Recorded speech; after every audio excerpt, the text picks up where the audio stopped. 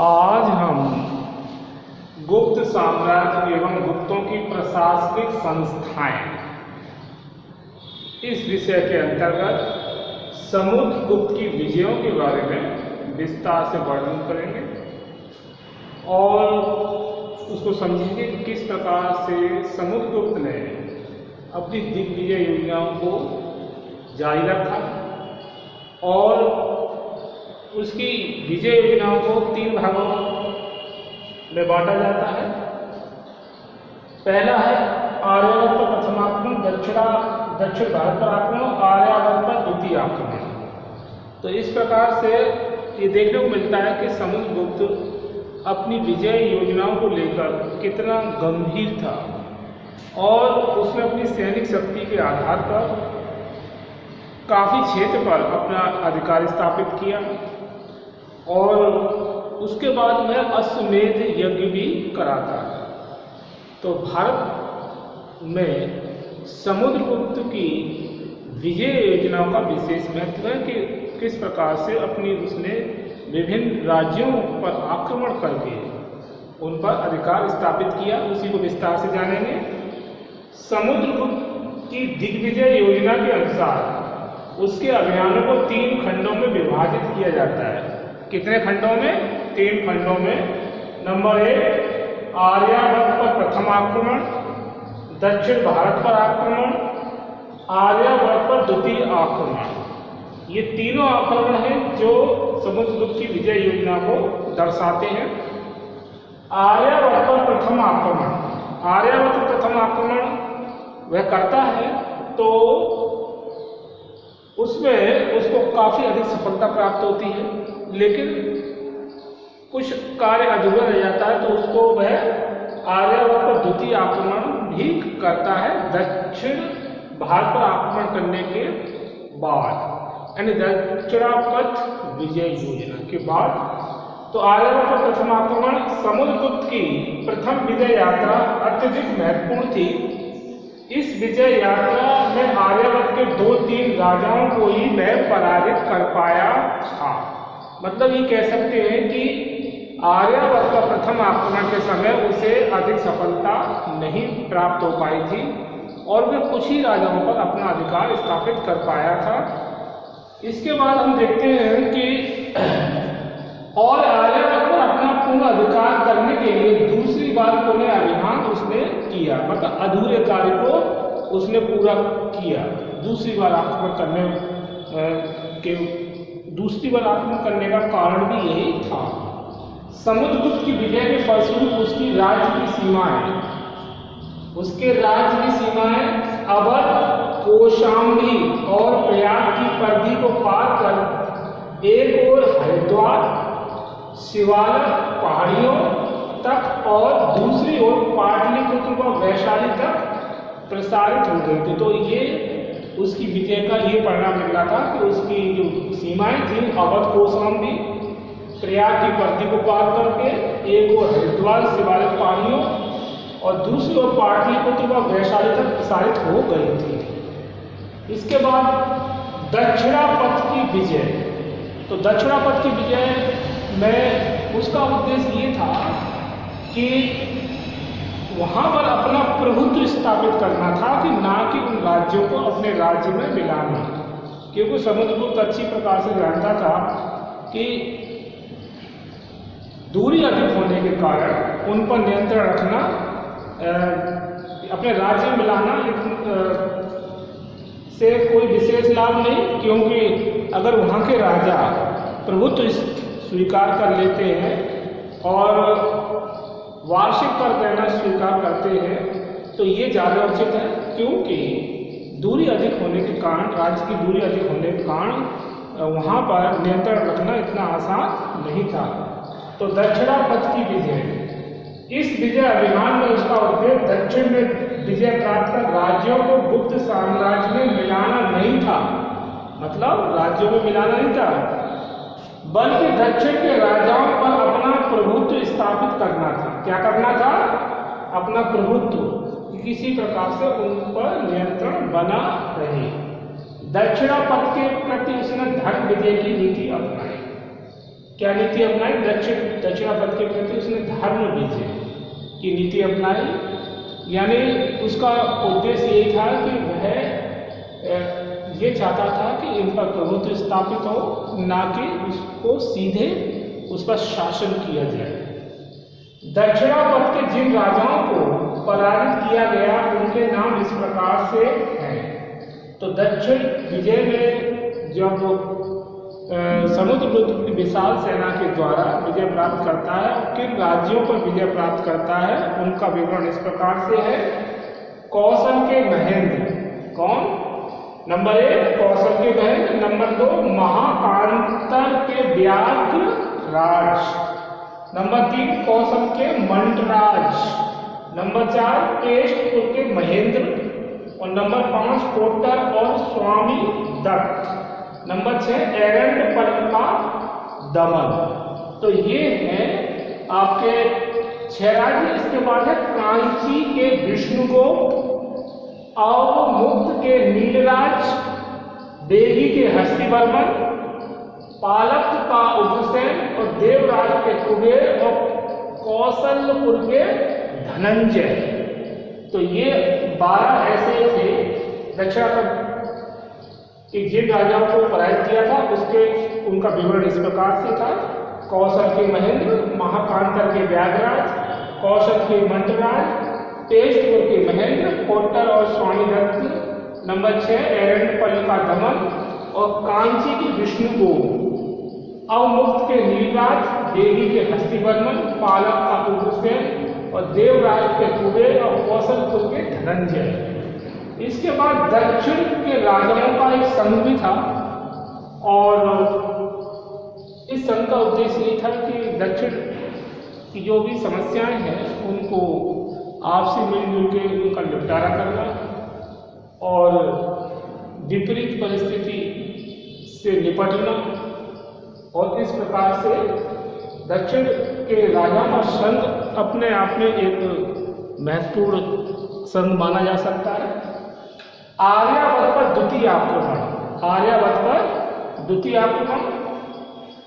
तो दक्षिणापथ पर विजय के बाद आर्यावर्त को पूर्णतः अपने अधिकार में लाने की योजना बनाई गई। तो जैसा कि पूर्व में हमने देखा कि आर्यावर्त पर प्रथम आक्रमण करता है तो उसे व्यापक सफलताएं नहीं मिलती हैं, लेकिन उसके बाद वह अपना ध्यान दक्षिणापथ की ओर लगा देता है और करीब 12 ऐसे जो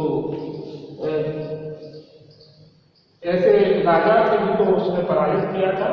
तो उसके बाद वह आर्यावर्त पर द्वितीय आक्रमण करने की योजना बनाता है, और इस योजना में वह अधिक से अधिक अपनी शक्ति और प्रतिभा का प्रदर्शन करना चाहता था ताकि अधूरे कार्य को पूरा किया जा सके। तो आर्यावर्त पर द्वितीय आक्रमण में दक्षिणापथ पर विजय के बाद आर्यावर्त को पूर्णतः अपने अधिकार में लाने की योजना बनाई। ठीक है, आर्यावर्त पर द्वितीय आक्रमण करने का क्या था? दक्षिणापथ जब उसको विजय प्राप्त हो जाती है, उसकी यश पताका फहरने लगती है और उसे पर्याप्त सफलता मिलती है, तो उसके बाद वह अपना आर्यावर्त पर द्वितीय आक्रमण करने का की ओर ध्यान केंद्रित करता है, और दक्षिणापथ पर विजय के बाद आर्यावर्त को पूर्णतः अपने अधिकार में लाने की योजना उसने बनाई। द्वितीय आक्रमण के दौरान जिन राजाओं के राज्यों को गुप्त साम्राज्य में मिलाया गया वे अग्रलिखित हैं। तो दक्षिणापथ में तो उसने राज्यों को नहीं मिलाया और उनको प्रभुत्व मतलब समुद्रगुप्त का प्रभुत्व स्वीकार करने को कहा, उन्होंने स्वीकार कर लिया। लेकिन यहाँ पर आर्यावर्त पर द्वितीय जब आक्रमण होता है तो यहाँ पर देखते हैं कि दक्षिणापथ विजय के बाद तो द्वितीय आक्रमण दौरान जिन राजाओं के राज्यों को गुप्त साम्राज्य में मिलाया गया वे अग्रलिखित। मतलब यहाँ पर वह जो सेकंड टाइम में है वो क्या करता है कि राज्यों को अपने राज्य में मिला लेता है।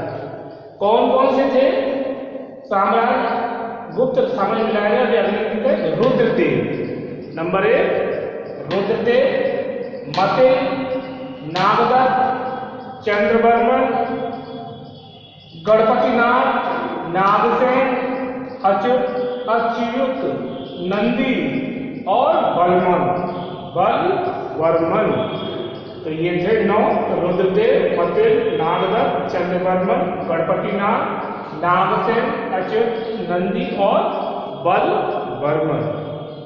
सीमांत राज्यों पर विजय, फिर जो सीमांत राज्यों की विजय भी एक विशेष उल्लेखनीय है उसकी विजयों में। तो इसमें सीमांत राज्यों पर विजय में समतट, दबाव, कामरूप, नेपाल, कृतकपुर, मालवगण, अर्जुन, नायर गण, योधेगण, मद्रगण, आभीर, प्राजुम्न, सनकानी, काप और खरपरी, ये 14 सीमांत राज्यों कौन कौन से हैं? ये 14 राज्य हैं: समतट, दबाव, कामरूप, नेपाल, कृतकपुर, मालवगण, अर्जुनायणगण, योधेगण, मद्रगण, आभीर, प्राजुम्न, सनकानी, काप और खरपरी, ये 14। तो हमने चंद समुद्रगुप्त की विजयों में इसके 3 खंड देखे: आर्यावर्त पर प्रथम आक्रमण, दक्षिण भारत पर आक्रमण और आर्यावर्त पर द्वितीय आक्रमण। तो आर्यावर्त पर प्रथम आक्रमण के समय उसने 2-3 राजाओं को पराजित किया था और उसके बाद उसने अपना ध्यान दक्षिणापथ की ओर केंद्रित किया और दक्षिण में जिन राजाओं को उसने पराजित किया था उनका विवरण हमने 12 राजाओं के 12 देखे। जो जिन राजाओं को पराजित किया था उनके नाम देखे: कौशल के महेंद्र, महाकांतर के व्याघ्राज। तो इस प्रकार से फिर इसके बाद आर्यावर्त पर द्वितीय आक्रमण करता है और यहाँ पर आर्यावर्त द्वितीय आक्रमण में उसने जो जिनको राजाओं को सामने मिलाया था वे थे रुद्रदेव, मतिल, नागदत्त और चंद्रवर्मन, गणपतिनाथ, नागसेन, अच्युत और नंदी, बलवर्मन। इसके बाद सीमांत राज्यों पर विजय में हमने देखा 14 राज्य इसने पर विजय प्राप्त की। अब इसके आगे हम समुद्रगुप्त की और अधिक समुद्रगुप्त के संबंध में और अधिक जानकारी प्राप्त करेंगे। ओके,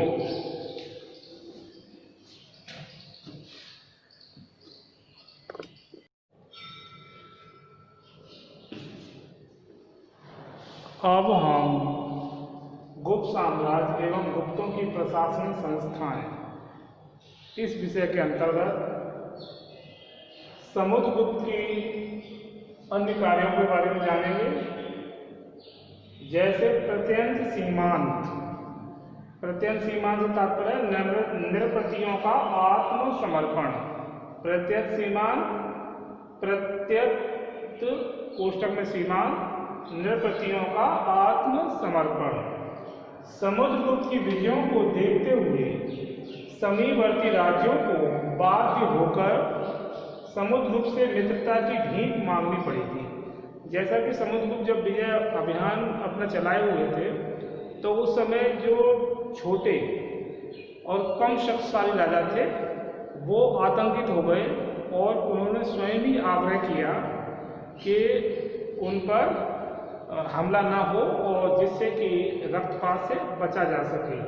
तो उन्हें भीख मांगनी पड़ी। पड़ोस के विदेशी राज्यों से समुद्रगुप्त ने अधीन मैत्री कर ली, मतलब एक तरह से मैत्री संधि कर ली। इस अधीन मैत्री की शर्तें थी, मतलब जो राज्यों ने स्वयं ही मतलब भयभीत होकर समुद्रगुप्त के साथ जो संधि कर ली तो वो संधि के अंतर्गत जो शर्तें रखी गई थी उनका विश्लेषण इस प्रकार से है। आत्मनिवेदन, समर्पण, मतलब समुद्रगुप्त के प्रति समर्पण का भाव रखेंगे, कभी कोई विद्रोह या ऐसी कार्य नहीं करेंगे जिससे कि किसी प्रकार की प्रतिष्ठा को ठेस पहुंचे। नंबर 2, कन्योपायन। नंबर 2, कन्योपायन में पूर्ण राजभक्ति और स्वामी भाव को प्रकट करने के लिए अपनी राजकुमारी समुद्रगुप्त को अर्पित की। ठीक है, तो कन्योपायन में पूर्ण राजभक्ति प्रकट करने के लिए ये शर्त रखी गई कि जो राजा मैत्रीपूर्ण संधि करना चाह रहे हैं वो अपनी कन्या, अपनी राजकुमारी को समुद्रगुप्त को अर्पित करें, जिससे कि यह बात स्पष्ट हो जाए कि राजा वास्तव में मैत्री करना चाहता है। नंबर 3, दान और उपहार। ये भी एक शर्त थी कि जो राजा स्वयं मैत्री संधि के इच्छुक हैं वो समुद्रगुप्त को दान दें, मतलब उपहार भेंट करें, जिससे कि ये प्रकट हो कि वास्तविक रूप से वो मैत्री करना चाहते हैं। नंबर 4, अपने विषय मुक्ति राजाओं में शासन करने के लिए गुप्तों गरुड़ की मूर्ति से अंकित मुद्रा को स्वीकार करना। तो समुद्रगुप्त की जो मुद्रा थी इसमें गरुड़ की मूर्ति जो अंकित थी मुद्रा पर, उसको स्वीकार करेंगे, जिससे कि यह स्पष्ट हो जाए कि समुद्रगुप्त के रूप से वे मैत्री संधि रखना चाहते हैं और वे समुद्रगुप्त की शक्ति को स्वीकार करते हैं। तो ये 4 बातें थी। आत्मनिवेदन यानी समर्पण, कन्योपायन यानी पूर्ण राजभक्ति और स्वामी भाव को प्रकट करने के लिए अपनी राजकुमारी समुद्रगुप्त को अर्पित करें। नंबर 3, दान उपहार, और नंबर 4, अपने विषय मुक्ति राज्यों में शासन करने के लिए गुप्तों गरुड़ की मूर्ति से अंकित मुद्रा को स्वीकार करना। इसके बाद इन विदेशी राजाओं के नाम प्रयाग प्रशस्ति में निम्न प्रकार से उल्लेखित हैं। यानी प्रयाग प्रशस्ति जो से पता चलता है कि कौन से ऐसे विदेशी राजा थे जिन्होंने मैत्री संधि की और समुद्रगुप्त की अधीनता को स्वीकार किया। नंबर 1, देवपुत्र शाहनुशाही। देवपुत्र शाहनुशाही, तो जिसमें डॉक्टर जायसवाल देवपुत्र और शाही को शाहनुशाही का विशेषण मानते हैं, जिससे अभिप्राय कुषाण साम्राज्य से है। मतलब जायसवाल मानते हैं कि ये जो नाम है देवपुत्र शाहनुशाही, ये इसका विशेषण इसको माना है उन्होंने, और इसका अभिप्राय वो कुषाण साम्राज्य से लगाते हैं, यानी कनिष्क से। कई अभिलेखों में कनिष्क के नाम के साथ देवपुत्र की उपाधि का प्रयोग हुआ है, तो यहाँ पर कनिष्क से अभिप्राय है। नंबर 2, शक नृपति। शक नृपति संभवतः वह अवंती और सौराष्ट्र का पश्चिमी क्षत्रप था। उसने लगभग 348 ईस्वी से 378 ईस्वी तक राज्य किया। नंबर 3, मुरुंड। मुरुंड में श्री स्टेन नो के मत में मुरुंड एक शक भाषा का शब्द है। मुरुंड किस भाषा का शब्द है? शक, जिसका अर्थ है नृपति अथवा स्वामी होता है। इसका अर्थ नृपति अथवा स्वामी होता है। कुछ विद्वान मुरुंड को शक का विशेषण मानते हैं। शक का विशेषण, मुरुंड आर्यवत का शक्तिशाली राजा था, जिसका राज्य कर्णों से पाटलिपुत्र तक विस्तृत था। तो ये एक बहुत बड़ा शक्तिशाली राजा और जिसका राज्य कर्णों से पाटलिपुत्र तक फैला हुआ था। इसके बाद सिंहल तथा अन्य द्वीप। तो सिंहल से तात्पर्य लंका द्वीप।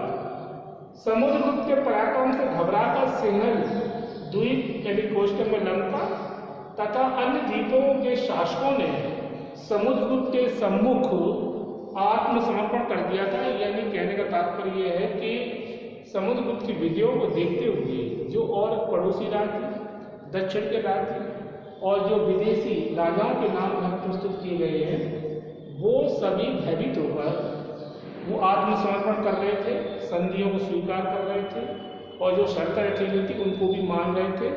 उनका कारण यह था कि वो भीषण रक्तपात नहीं चाहते थे, क्योंकि वो जानते थे कि समुद्रगुप्त की सेनाओं के सामने वो टिकना संभव नहीं होगा। इससे अच्छा है कि संधि कर ली जाए या आत्मसमर्पण कर दिए जाए।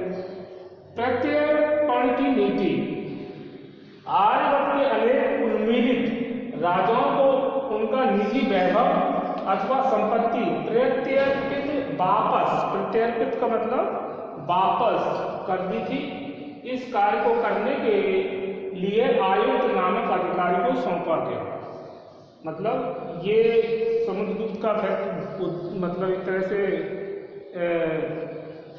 फैसला था कि वह जिन राजाओं को उन्मिलित किया था और जिन्होंने प्रभुत्व स्वीकार किया था, तो उसने प्रत्येक की नीति के अंतर्गत उन राज्यों को उनका निजी वैभव और संपत्ति वापस कर दी और इस कार्य के लिए उसने आयुक्त नामक अधिकारी को लगाया था।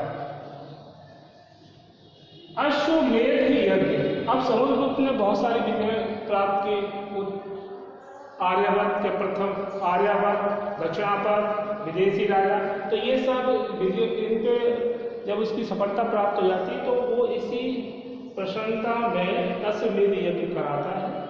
और गुप्त राजकुमारी प्रभावती गुप्त के दान पात्र में समुद्रगुप्त को अनेक अश्वमेध यज्ञ करने वाला कहा गया। इससे प्रमाणित होता है कि गुप्त राजकुमारी प्रभावती गुप्त के दान पात्र में समुद्रगुप्त को अनेक अश्वमेध यज्ञ करने वाला कहा गया। वह स्वर्ण दान में पृथु और राघव, स्वर्ण मतलब वह अपने जब अश्वमेध यज्ञ के समय काफ़ी दान देता था और सोने के सिक्के वगैरह, तो इसमें वह स्वर्ण दान के क्रम में पृथु और राघव से भी वह बढ़ता दानी था।